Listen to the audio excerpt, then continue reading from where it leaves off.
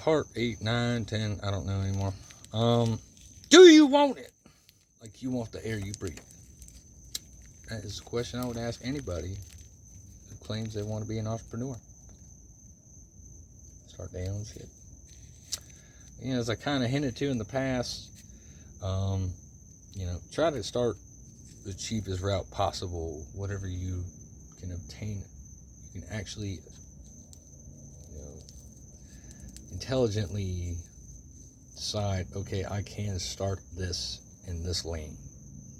Even though I want to be here per se, I can't afford to start here yet, but I can afford to start here, and I know I can make some scrilla and eventually hop over to this part once I make scrilla in this lane, which is easier to start up in.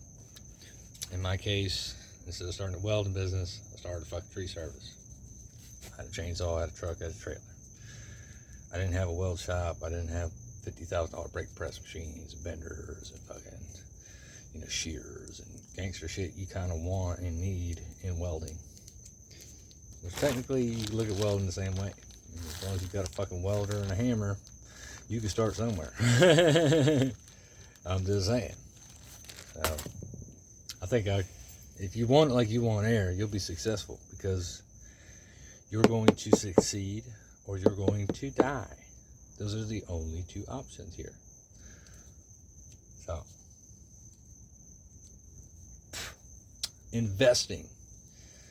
Guys, when you start a business, I would argue it's a 5-year decision minimum. And your first 2, 3, 4 years, you're going to be broke. If you're smart, you'll probably be broke for the next 10 years if you're smart. If you're thinking long term like you should be, because you're just going to constantly reinvest and reinvest and reinvest and reinvest and reinvest and reinvest. And the next thing you know, in 10 years, you have built $1 million company, hopefully multi-million-dollar company, hopefully $1 billion company. I don't know. Aim for the stars. Worst case scenario, you'll probably end up with the moon. Or if you aim for the moon, you might only end up in the atmosphere, if that makes sense. Something happens at the 90%. You know, if I want to save $2,000, that's my goal, and I save up about $1,800, which I just killed myself for. And I'm like, oh, I'm so close, but it's only $200. Something fizzes out in our brain at that 90% point. So aim higher than you actually want to aim. And then and only then are you actually going to accomplish it down here. Because you're going to aim here every year, but you're probably only going to land right about here because something fizzes out.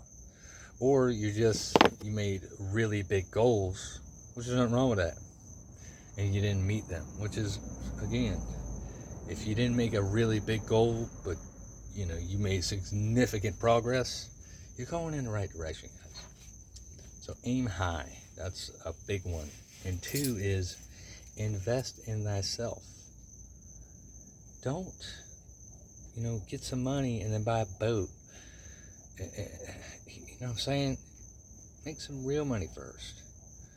You know, get your business afloat where it's running by itself. And then you got the capital to keep everybody employed for a while and keep that shit running. And then, you know, once your fucking shit's paid off, you have no more debt, then you buy the boat and the, you know, the muscle car or whatever the fuck it is you want. Right now, you just pimp everything you can, not people, but your actual tools and machinery or whatever you're using, your software. I don't give a fuck what you do, but just constantly reinvest into necessary investments. You know what I mean? Like, I'm gonna need a pole saw in tree service. It's just fucking common sense. I'm going to need chainsaws. Common sense. I'm going to need bar oil. So I bought 2 or 3 cases of bar oil instead of just 1 or 2 jugs and paying full price. I know I'm gonna need this shit. Let me just go ahead and bite the bullet now, buy in bulk, and save money in the long run. You know, get a gas card, save 10 cents a gallon. If you're driving around a lot, guys, trust me, guys and gals, trust me, this shit is going to make the difference of you being successful versus the guy across the street who's being laser beam efficient with his budget. and he does, she does, whoever does, just as good a work as you do. You know what I mean? It comes down to you versus them, and you're spending excess money on dumb shit because you don't want to just bite the fucking bullet. You know, buy one, cry once. Buy once, cry once. Now, I don't use that every day, but on common sense, I'm going to have this to do what I need to do to make money, you know, and I know I can pay it off. I know I can, you know, save up enough money to pay for it, hopefully, instead of having to owe some money on it. So, investing is huge, guys. Invest in thyself. Don't fuck off with your money. Right now, you need to be penny saving motherfuckers.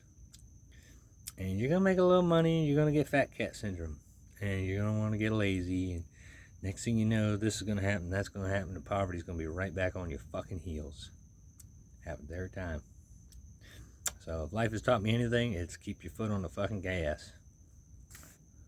Love y'all. I'm going to hit you with some more knowledge, part 9, 10, 11, whatever.